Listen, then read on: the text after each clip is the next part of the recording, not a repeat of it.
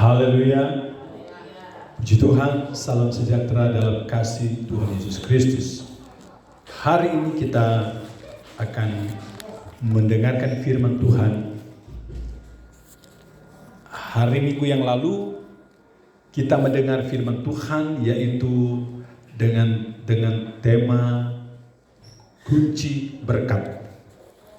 Hari ini kita masih tetap memakai kata kunci, tapi untuk hari ini kita akan melihat tema firman Tuhan, yaitu kunci kemenangan. Ya. Hari Minggu yang lalu yaitu kunci berkat, tapi hari ini kita mendengar firman Tuhan, kunci kemenangan. Haleluya, puji Tuhan. Sebab itu tentunya kita tidak sabar lagi tentunya melihat ayat firman Tuhan yang mengatakan bahwa ternyata ada kunci kemenangan. Mari kita membuka Alkitab kita dalam kitab Keluaran pasal 17. Karena hari Jumat kemarin saya belum selesai. Keluaran 17 ayat 8 sampai dengan ayatnya yang ke-16. Karena ini adalah satu perikop, maka kita akan melihat satu perikop ini, yaitu di dalam kitab Keluaran pasal yang ke-17 ayatnya yang ke-8 hingga ayatnya yang ke-16. Mari dengan segala hormat kita berdiri bersama-sama. Saudara simak di dalam Alkitab saudara. Saya bacakan buat kita semua. Keluaran 17 ayat 8 hingga ayat yang ke-16. Demikian firman Tuhan, kemenangan orang Israel melawan orang Amalek. Lalu datanglah orang Amalek dan berperang melawan orang Israel di Rafidim. Musa berkata kepada Yosua, pilihlah orang-orang bagi kita, lalu keluarlah berperang melawan orang Amalek. Besok aku akan berdiri di puncak bukit itu dengan memegang tongkat Allah di tanganku. Lalu Yosua melakukan seperti yang dikatakan Musa kepadanya dan berperang melawan orang Amalek. Tetapi Musa, Harun dan Hur telah naik ke puncak bukit. Dan terjadilah apabila Musa mengangkat tangannya, lebih kuatlah Israel. Tetapi apabila ia menurunkan tangannya, lebih kuatlah Amalek. Maka penatlah tangan Musa. Sebab itu mereka mengambil sebuah batu, diletakkanlah di bawahnya, supaya ia duduk di atasnya. Harun dan Hur menopang kedua belah tangannya, seorang di sisi yang satu dan seorang di sisi yang lain, sehingga tangannya tidak bergerak sampai matahari terbenam. Demikianlah Yosua mengalahkan Amalek dan rakyatnya dengan mata pedang. Kemudian berfirmanlah Tuhan kepada Musa, tuliskanlah semuanya ini dalam sebuah kitab sebagai tanda peringatan, dan ingatkanlah ke telinga Yosua bahwa aku akan menghapuskan sama sekali ingatan kepada Amalek dari kolong langit. Lalu Musa mendirikan sebuah mezbah dan menamainya Tuhanlah panji-panjiku. Ia berkata, tangan di atas panji-panji Tuhan. Tuhan berperang melawan Amalek turun-temurun. Puji Tuhan. Haleluya.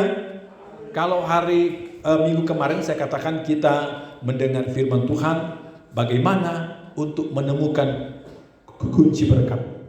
Hari ini yaitu kunci kemenangan. Kita akan belajar pagi hari ini, apa rahasia? Apa rahasia kita mengalami kemenangan-kemenangan? Hari Minggu kita sudah belajar apa rahasia supaya kita diberkati. Bahkan Alkitab berkata Tuhan sanggup buka tingkap-tingkap langit surga, mencurahkan berkat-berkatnya. Bayangkan saudara kalau tingkap langit surga dibuka, seperti apa berkatnya. Hari ini juga kita akan belajar kunci kemenangan. Bagaimana Tuhan memberikan kita kemenangan. Tapi kita harus tahu apa kunci kemenangan itu. Apa rahasia kemenangan itu. Pertama kita lihat dalam ayat 8. Lalu datanglah orang Amalek dan berperang melawan orang Israel di Rafidim. Kita mau tahu dulu, siapa ini orang Amalek? Orang Amalek adalah sebuah kaum yang kalau kita melihat dalam Alkitab, di dalam kitab Kejadian 36, bahwa orang Amalek ini adalah kalau kita melihat dari garis keturunan, dia adalah keturunan Esau. Dan Esau itu kita tahu bahwa Ishak memiliki dua anak. Yang pertama adalah Esau dan kedua adalah Yakub. Ini Esau, dia berbeda dengan Yakub adiknya. Alkitab berkata pada waktu Esau lahir, dia kemerah-merahan badannya. Dan Esau ini agak berbulu badannya. Ya, ada berbulu-bulu ya. Dan itu Alkitab yang mengatakan. Dan warnanya pada waktu dia lahir, dia kemerah-merahan, berbeda dengan Yakub. Dan tentu kita tahu cerita tentang Esau, di mana kita tahu bersama bahwa Esau menjual hak kesulungannya kepada saudaranya Yakub, ya. Dan dia memandang ringan. Alkitab berkata dia memandang seperti memandang enteng tentang hak kesulungan itu, hanya karena kacang merah, ya. Nah, saudara-saudara yang dikasihi Tuhan, maka kita tahu bersama Esau yang juga disebut Edom, ini berbicara dari hal apa, saudara? Hawa nafsu daging. Sekali lagi, Esau atau Edom itu pengertiannya adalah berbicara daripada hawa nafsu daging. Dan Amalek ini adalah keturunan garis keturunan daripada Esau, yang juga artinya sama, ya. Artinya berbicara tentang kedagingan. Kita harus tahu juga sedikit latar belakangnya supaya kita akan melihat rahasia kemenangan yang kita akan pelajari bersama-sama pagi hari ini. Ayat 9. Musa berkata kepada Yosua, pilihlah orang-orang bagi kita, lalu keluarlah berperang melawan orang Amalek. Besok aku akan berdiri di puncak bukit itu dengan memegang tongkat Allah di tangannya. Saudara-saudara yang dikasihi oleh Tuhan, kalau kita melihat latar belakang bagaimana orang Israel menaklukkan suku-suku bangsa, kaum-kaum yang ada pada waktu itu dengan cara yang berbeda, enggak semua sama, ya. Memasuki kota Yeriko dengan cara yang berbeda, ya. Menghadapi bangsa-bangsa lain juga dengan cara yang berbeda. Dan ketika juga mereka menghadapi orang Amalek, kaum Amalek juga dengan cara yang berbeda. Tidak selalu sama, tetapi semua itu dalam kendali Tuhan. Dalam bagian ini, Musa mengatur strategi peperangan, yaitu peperangan secara fisik yang dipimpin oleh Yosua dan peperangan secara rohani yang dipimpin oleh Musa sendiri. Dan Alkitab berkata, pada waktu itu dia berkata, besok aku akan berdiri di puncak bukit itu dengan memegang tongkat Allah di tangannya. Lalu Yosua melakukan seperti yang dikatakan Musa kepadanya dan berperang melawan orang Amalek. Tetapi Musa, Harun dan Hur telah naik ke puncak bukit. Saya mau bicara dulu tentang puncak bukit. Tuhan Yesus semasa pelayanannya selalu kalau berdoa dia naik ke puncak bukit, ya. Coba kita ambil contoh saja. Markus 6 ayat 46. Markus 6 ayat 46, ya. Kita akan melihat suatu contoh bahwa di zaman Yesus pun Yesus selalu berdoa naik di sebuah bukit. Nah, saya bacakan Markus pasalnya yang ke-6 ayat 46. Setelah ia berpisah dari mereka, dari murid-muridnya, ia pergi ke bukit untuk berdoa. Haleluya. Jadi memang ternyata pada zaman dahulu orang senang kalau berdoa naik ke bukit. Dan sepertinya kebiasaan ini rupanya itu masih berlaku sampai hari ini juga. Sebab yang saya tahu, karena saya juga di dalam mengikuti doa-doa, biasanya kalau cuma mungkin doa sejam 2 jam ya. Tapi kalau namanya doa puasa apalagi sampai 3 hari, itu selalu ambil posisi di puncak, di bukit, ya. Ditambah juga mungkin karena udaranya. Tapi kalau saya melihat sebetulnya di puncak bukit ini bukan karena suasananya dingin, tapi lebih daripada jauh dari hiruk pikuk, ya. Di bukit kan jarang orang beraktivitas, ya. Jarang. Jadi berdoa di puncak-puncak bukit itu karena itu jauh dari hiruk pikuk, jauh dari keramaian. Namanya juga berdoa, kita perlu ketenangan, ya. Sekali lagi, kita perlu ketenangan, ya. Sebab kalau berdoa itu kan membutuhkan konsentrasi. Berdoa dengan bernyanyi berbeda, saudara. Saudara sedang bernyanyi, di sebelah ada berisik dikit, saudara nggak terganggu. Tapi kalau berdoa, saudara agak terganggu. Makanya memang berdoa diperlukan kekhususan yang tempat yang juga menunjang untuk kita berdoa, ya. Kami dulu cukup lama pakai, ya, hamba-hamba Tuhan memakai kebetulan yang punya juga ada Tuhan, yaitu Hotel Setia yang ada di Cipanas. Dan itu dari jalan raya dia masuk ke dalam, jadi dia nggak di pinggir jalan raya, dia dari jalan raya dia masuk ke dalam. Terus dari jalan itu pun masih masuk lagi, jadi jadi memang betul-betul kalau berdoa nggak ada suara yang kami dengar kecuali ada burung di luar, ya, dia bunyi, ya. Memang betul-betul jauh dari hiruk pikuk, dan memang betul, saudara, berdoa kalau di tempat yang tenang memang bagus, ya, karena kita tidak terganggu dengan bising, saudara, ya. Jadi seperti itu, saudara, ya. Nah, jadi di dalam firman Tuhan tadi, Musa, Harun dan Hur mereka naik ke puncak bukit untuk berdoa. Nah, kita perhatikan, sebab kita akan melihat bahwa di mana letak kunci kemenangan itu.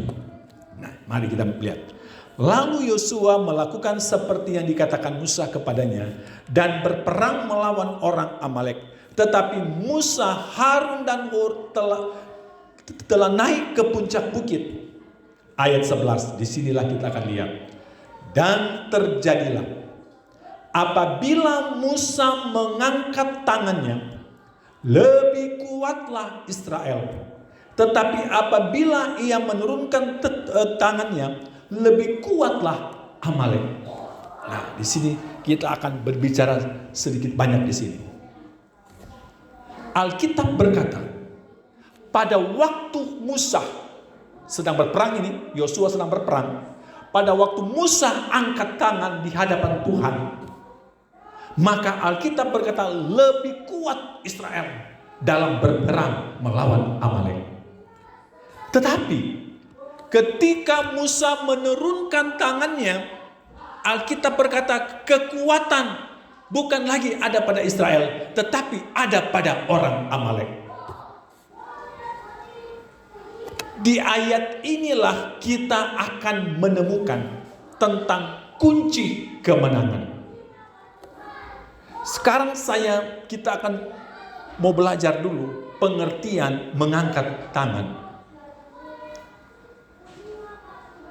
Mengangkat tangan itu adalah sebuah sikap penyerahan kepada Tuhan. Sekali lagi, mengangkat tangan adalah bentuk penyerahan kita kepada Tuhan. Dan saya mau katakan juga, ketika kita berdoa, ini tidak dibatasi. Apakah saudara di tempat ibadah, apakah saudara berada di rumah, atau berada di tempat manapun, ketika saudara berdoa dan saudara rasa bahwa saudara sedang menghadapi pergumulan yang cukup berat, Kalau saudara menghadapi meja makan, makanan sudah ada, mungkin saudara pikir gak perlu lagi angkat tangan. Memang makanan sudah di atas meja. Saudara hanya cukup bersyukur kepada Tuhan.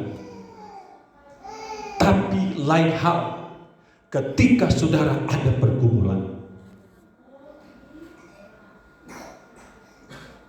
Ketika saudara ada masalah yang berat. Ketika saudara seperti diumpamakan sedang menghadapi peperangan iman. Saudara bukan hanya bisa berdoa, hanya bisa lipat tangan. Tapi kalau saya boleh katakan, saudara mari belajar menurut Alkitab. Kalau saudara dan saudara anggap ini berat, saudara tidak hanya cukup untuk melipatkan tangan saudara. Tapi kalau saudara menyadari bahwa saudara harus menyerahkan sepenuhnya ini kepada Tuhan, saudara boleh angkat tangan di hadapan Tuhan. Saudara boleh berkata begini, Tuhan, ini aku. Beban cukup berat, saya tidak mampu. Persoalan cukup berat, saya tidak mampu. Saat ini Tuhan, saya sedang datang di hadapan-Mu, datang menghampiri tahta-Mu yang kudus. Ini aku Tuhan. Aku menyerah di hadapan-Mu. Aku pasrahkan semua pergumulanku di hadapan-Mu Tuhan. Ini aku. Aku angkat tangan sebagai bentuk ketidakmampuan saya dalam menghadapi pergumulan saya. Saya mengangkat tangan sebagai bentuk Tuhan bahwa dengan kemampuan, dengan kekuatan saya tidak sanggup. Saya tidak layak. Saya butuh Tuhan yang punya kuasa. Dan saudara boleh angkat tangan. Katakan, Tuhan tolong saya. Alkitab berkata, pada waktu Musa mengangkat tangan, tentu dalam sikap berdoa dia mengangkat tangan. Lebih kuat Israel. Tapi ketika Musa menurunkan tangan, mungkin dia dalam kelelahan. Tapi ingat, Alkitab berkata, kekuatan bukan ada lagi pada Israel, tetapi sudah ada pada Amalek.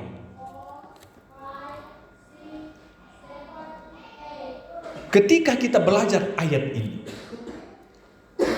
disinilah di ayat 11 lah kita menemukan tentang rahasia kunci kemenangan itu. Apa kunci kemenangan? Berdoa dan terus berserah kepada Tuhan. Sekali lagi, berdoa dan terus berserah hanya kepada Tuhan, bukan kepada yang lain. Makanya selalu saya katakan, saya entah kenapa kalau ada orang lebih takut orang dari Tuhan, saya tidak respect. Saya tidak respect. Sebab apa? Karena saya tahu sumber kemenangan bukan kepada manusia, bukan kepada kekuatan orang, tapi ada dalam kekuatan tangan kuasa Tuhan. Itu saya imani. Terserah jemaat mengimani atau tidak. Terserah jemaat mau lakonin atau tidak. Tapi saya, iman saya hanya kepada Tuhan Yesus Kristus. Dan itu terbukti saudara. Itu bukan pepesan kosong. Itu terbukti bahwa kemenangan kita hanya ada di dalam Yesus Kristus, Tuhan dan Juru Selamat kita. Ketika kita datang di hadapan Tuhan. Memang kalau kita lihat ayat ini seperti begitu mudah, tetapi melakoninya itu tidak mudah saudara. Dibutuhkan kesungguhan. Dibutuhkan penyerahan total di hadapan Tuhan. Bahwa sedikit pun saudara tidak mengandalkan siapa-siapa. Mau perlu bukti Alkitab? Mari kita buka Yeremia 17. Saya selalu membuktikan dari Alkitab, bukan apa kata saya. Tapi harus Alkitab yang buktikan. Benar? Yeremia 17. ayatnya yang ke-7. Kalau ada jemaat Tuhan sudah mendapat, tolong bantu baca saya dengan suara yang mungkin semua bisa dengar. Yeremia 17 ayatnya yang ke-7. Tolong bacakan bagi yang sudah mendapat. Yeremia 17 ayat 7. Iya. Diberkatilah orang yang mengandalkan Tuhan, yang menaruh harapannya pada Tuhan. Haleluya. Diberkatilah orang yang mengandalkan Tuhan, yang menaruh harapannya pada Tuhan. Ini jawaban. Tuhan akan memberi kemenangan. Tuhan akan memberkati kita. Ketika apa kata Alkitab? Mengandalkan Tuhan, yang menaruh harapannya pada Tuhan, bukan pada kekuatan manusia. Karena ada ayat masih di pasal 17, ada ayat dalam ayat 5. Tolong bacakan ayat 5 dalam Yeremia 17. Apa kata Alkitab? Kita semua pengen dengar, semua jemaat harus tahu ini. Ayat 5. Ya. Pasal 17 ayat 5. Yeremia 17 ayat 5. Iya. Firman Tuhan, Ya. itulah orang yang mengandalkan manusia, yang mengandalkan kekuatannya sendiri, dan yang hatinya menjauh daripada Tuhan. Beginilah firman Tuhan. Terkutuklah orang yang mengandalkan manusia, yang mengandalkan kekuatannya sendiri, dan yang hatinya menjauh daripada Tuhan, kata Alkitab. Jadi memang gak salah tuh Alkitab. Kalau ada orang yang mengandalkan manusia, gak bisa selesai persoalannya, karena ada Alkitab menjawab. Alkitab sudah menjawab. Kalau kita tidak mengalami kemenangan karena kita salah dalam bersikap, tidak mengandalkan Tuhan, tidak menaruh harapan sepenuh-penuhnya kepada Tuhan, harapan kita hanya pada Tuhan. Kemenangan yang kita inginkan hanya dari Tuhan, bukan dari yang lain. Manusia hanya memberi kita janji semu. Tapi kalau Tuhan janjinya ya dan amin. Makanya saya tidak ragu berkata, karena ada ayat-ayat firman Tuhan. Saya kalau berbicara kepada jemaat agak keras, karena saya pegang firman Tuhan. Saya tidak pegang dongeng, saya tidak punya buku panduan yang lain, tapi panduan saya Alkitab. Alkitab itu, kata Alkitab, firman Tuhan, perkataan Tuhan. Artinya karena saya pegang perkataan Tuhan, makanya saya selalu berani berkata. Kenapa? Ada ayatnya. Ada ayatnya. Kalau nggak ada ya saya juga nggak berani ngomong. Tapi kalau ada ayatnya, sama siapapun saya berani bicara. Sama siapapun saya berani bicara firman ini.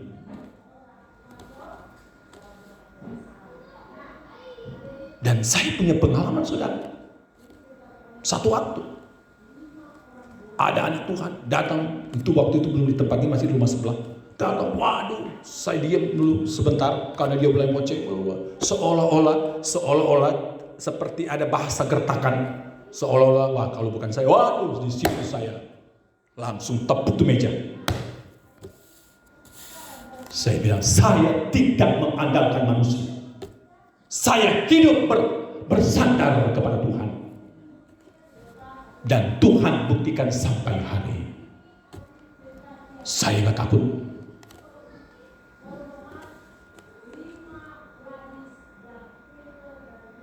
Buat apa kita takut orang? Toh hidup kita bukan di tangan orang. Hidup kita kan di tangan Tuhan. Makanya Yeremia ini bilang, diberkatilah orang yang mengandalkan Tuhan, yang menaruh harapannya pada Tuhan. Jangan taruh harapan saudara kepada orang, kepada manusia. Itu gombal. Taruh harapanmu hanya kepada Tuhan. Sebab begini, kalau kita taruh harapan kita kepada Tuhan, orang itu seperti batu pun Tuhan bisa lembutkan dia. Itu pegang itu, saudara. Ada orang marah kepada saudara, marah besar. Taruh harapanmu kepada Tuhan. Nanti Tuhan kuti hatinya. Kalau dia nggak mau bertobat, Tuhan tendang. Karena dia Allah yang berkuasa. Sebab Tuhan merasa dilecehkan kalau kita tidak andalkan dia. Dia merasa dilecehkan. Oh, ternyata kamu nggak mengakui kekuasaan saya. Kamu lebih apa kata orang, bukan kata saya.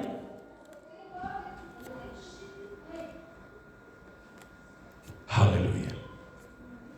Terus, diberkatilah orang yang mengandalkan Tuhan, yang menaruh harapannya pada Tuhan. Jadi mengangkat tangan itu adalah bentuk kita menaruh harapan kita kepada Tuhan. Oh Tuhan, ini aku, ini saya, ini pergumulan kami, ini masalah kami. Tuhan, kami mau taruh semua ini ke dalam tangan-Mu.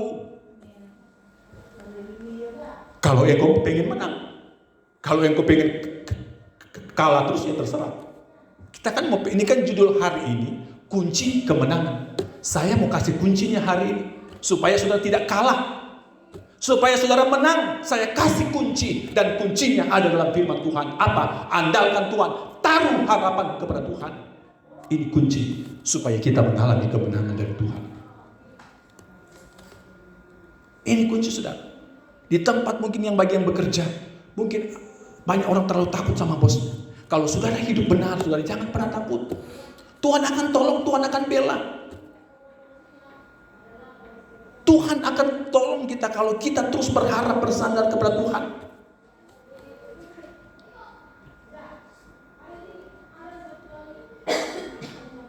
Di grup saya ada kirim video itu, saudara. Ya. Bagaimana ada orang yang menyangkal Tuhan karena dia takut sama orang, karena waktu itu sedang ditodong dengan senjata. Tapi ada orang dia bergantung dan berharap kepada Tuhan. Kebetulan 2 orang. Yang satu udah digertak. Mau senang kalian satu atau mati? Wah, itu. Di bawah ancaman. Oh, rupanya dia lebih dengar orang, lebih kata apa kata orang daripada apa kata Tuhan. Tapi yang satu tidak.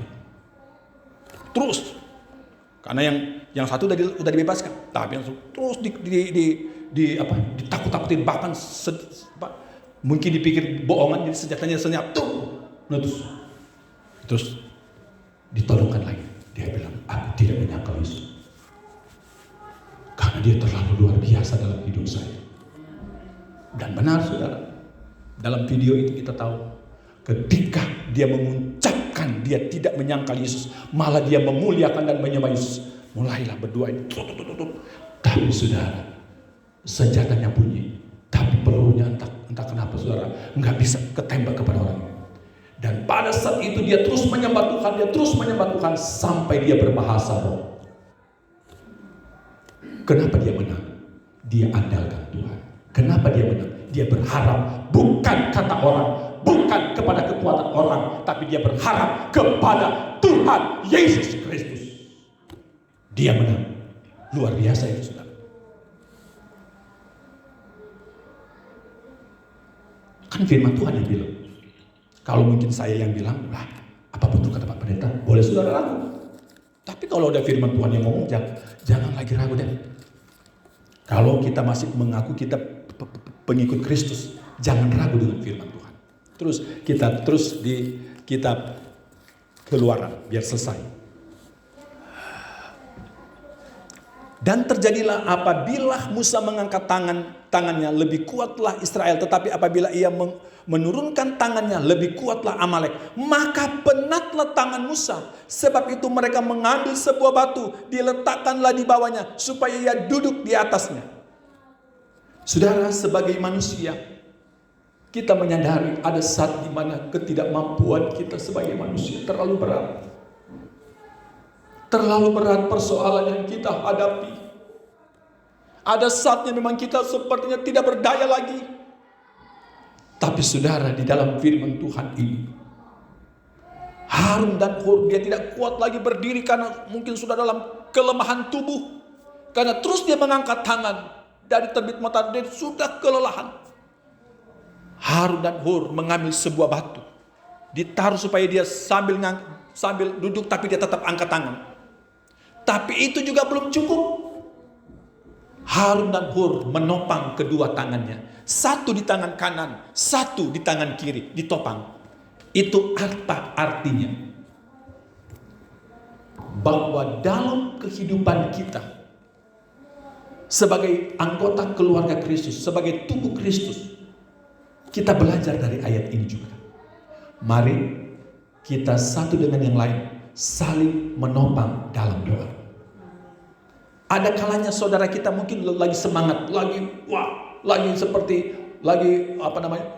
api yang membara, luar biasa. Tapi mungkin ada satu saatnya juga dia lemah. Mari kita mau menjadi bagian dari Harun dan Hur untuk menopang dia.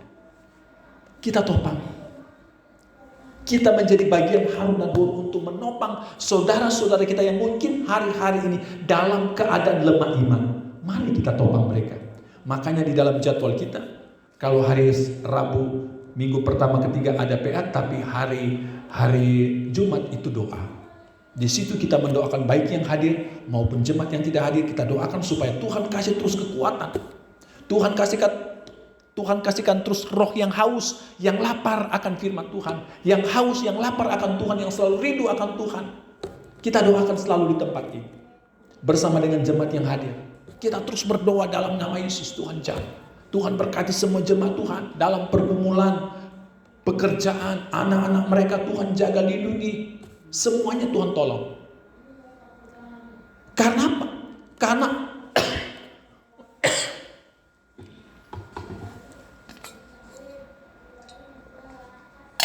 sebab Alkitab yang mengajarkan.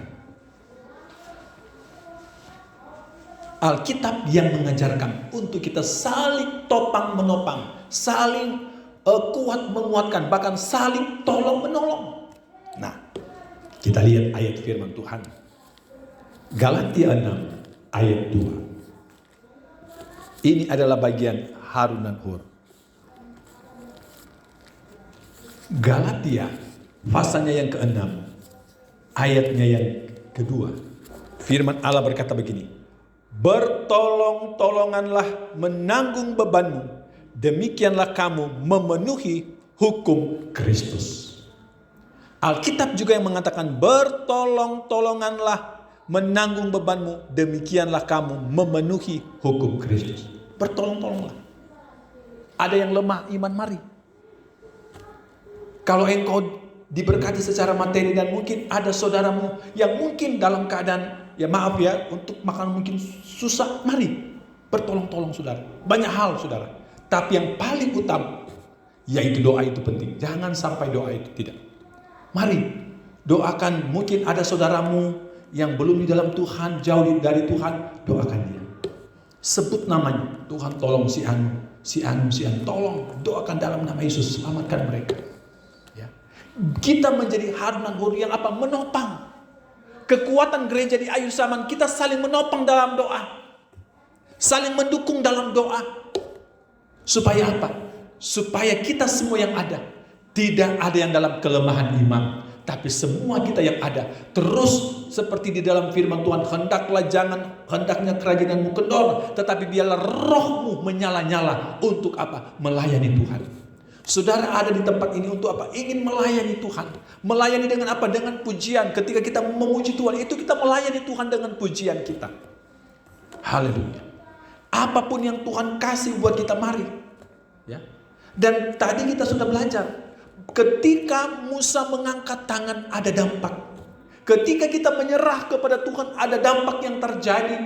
Ada banyak dampak kemenangan yang kita akan alami. Apapun itu saudara. Terus mari kita selalu mengangkat tangan. Itu sebagai bentuk penyerahan kita kepada Tuhan. Dan kita sudah belajar dari kitab Yeremia. Diberkatilah orang yang mengandalkan Tuhan. Yang menaruh harapannya.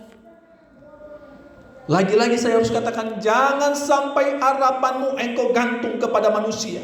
Engkau gagal. Engkau tidak menang. Tapi gantungkanlah harapanmu kepada Tuhan. Karena seperti yang saya katakan, jangankan manusia, binatang pun Tuhan bisa pakai untuk menolong saudara. Itu ada bukti dalam Alkitab. Nabi Elia pada masa kekeringan pada waktu itu, siapa yang tolong dia? Bukan orang. Burung gagak. Tuhan pakai burung. Dan Alkitab berkata, kan ini lucu saudara. Kalau orang pasti ingat. Kalau orang ingatnya begini, pasti pagi sarapan, siang pasti makan siang, nanti udah sore makan malam. Ya itu orang. Tapi anehnya tuh burung tahu juga dia. Tahu juga saudara. Saudara, memang itulah yang saya bilang luar biasa. Kalau kita mengandalkan Tuhan, menaruh harapannya kepada Tuhan, hal-hal yang kita nggak pikirkan, tapi Tuhan sanggup lakukan, Tuhan sanggup kerjakan. Itulah Tuhan yang kita sembah, itulah Tuhan yang kita puji, ya, luar biasa. 1 Raja-Raja pasalnya yang ke-17. 1 Raja-Raja pasalnya yang ke-17 ayat 1 mulai. Lalu berkatalah Elia orang Tisbe dari Tisbe Gilead kepada Ahab, demi Tuhan yang hidup Allah Israel yang kulayani, sesungguhnya tidak akan ada embun atau hujan pada tahun-tahun ini kecuali kalau kukatakan. Kemudian datanglah firman Tuhan kepadanya, pergilah dari sini, berjalanlah ke timur dan bersembunyilah di tepi sungai Kerit di sebelah timur sungai Yordan, karena pada waktu itu terjadi kekeringan. Engkau dapat minum dari sungai itu, dan burung-burung gagak telah kuperintahkan untuk memberi makan engkau di sana. Lalu ia pergi dan ia melakukan, perhatikan, Elia melakukan seperti firman Tuhan, bukan seperti kata orang, tapi seperti kata firman Tuhan. Ia pergi dan diam di tepi sungai Kerit di sebelah timur sungai Yordan. Perhatikan ayat 6. Pada waktu pagi dan petang, burung-burung gagak membawa roti dan daging kepadanya, dan ia minum dari sungai itu. Luar biasa. Hewan aja tunduk sama Tuhan. Hewan aja dengar sama Tuhan. Masa kita sih tidak mau dengar sama Tuhan? Kan kira-kira begitu. Dan di dalam firman Tuhan tadi kita sudah dengar bahwa Elia melakukan seperti yang difirmankan Tuhan. Bukan seperti yang dibilang si A, si B, si C. Tapi seperti, sebab itu lakukanlah seperti apa kata Tuhan.